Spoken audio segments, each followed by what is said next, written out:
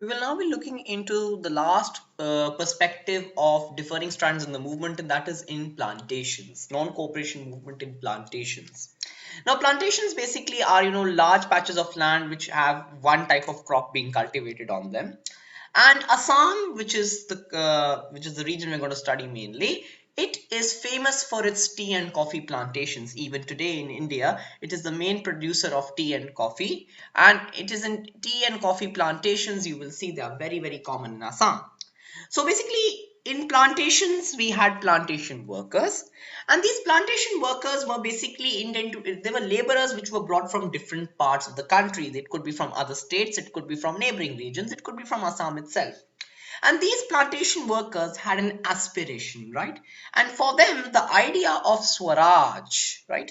The idea of Swaraj meant this because they wished for liberty to move from plantation fields to their place of origin freely. So they had some freedom, they had the liberty to move from plantation fields to place of origin. They wished for this liberty, they desired for this liberty. That is what Swaraj meant for them, because they wanted to keep with a connect with their place of origin. They did not want to be cut out with that place of origin. They wanted a connect with the place of origin, and that is the liberty they wanted, right?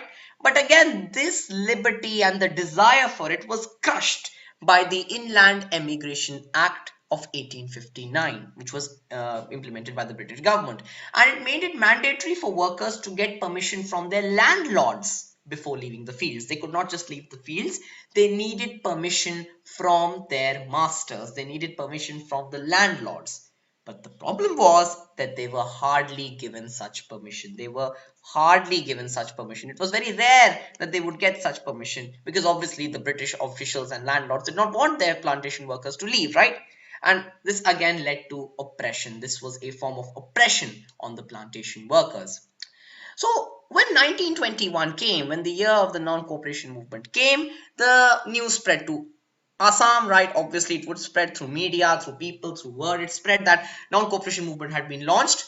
And again, now workers interpreted it in their own way. They felt that Gandhi Raj was going to come. The Raj of Gandhi is going to come. That's what they began to believe. And in this Gandhi Raj, everyone would get their own land to cultivate. Again, they had that misconception in them. Although they had that connect with Gandhi Raj and that connect with Gandhiji's movement, but again, they thought that they would get their own land, and everyone would have freedom to cultivate. They would have their own lands, they would have their own revenue, etc., etc. They would not have to pay revenue, would not have to work as indentuated laborers, right?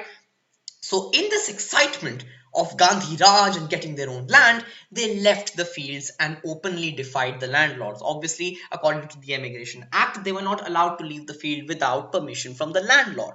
But they openly left the field and openly defied the landlords, right? They left the fields.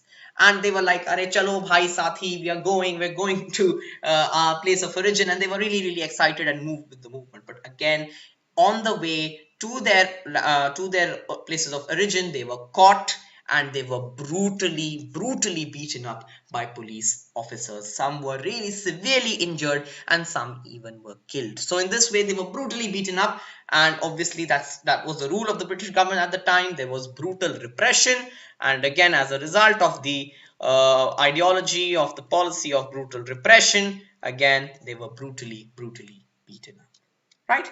So this was another way in which the non-cooperation movement was interpreted in a particular part of India. And again, with this, we conclude the unit differing strands in the movement. Thank you for joining me. And in the next unit, we will be discussing towards civil disobedience. That will talk about the politics which led to the civil disobedience of 1930 and all the politics which ran before that in the Congress. Thank you.